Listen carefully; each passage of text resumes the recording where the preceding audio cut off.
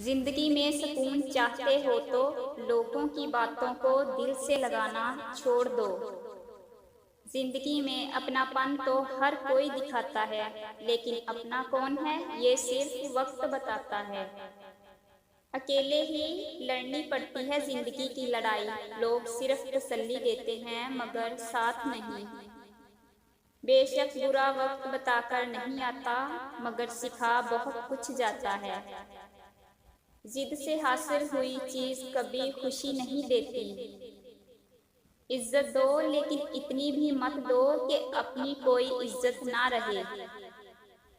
ये मत समझना कि तुम बच जाओगे। अक्सर रुलाने वाले रोने वालों के सामने ही रोया करते हैं।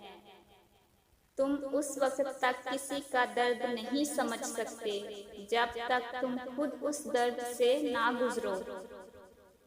लोग हमारी कदर उस वक्त नहीं करते जब हम अकेले हों, बल्कि उस वक्त करते हैं जब वो अकेले हों।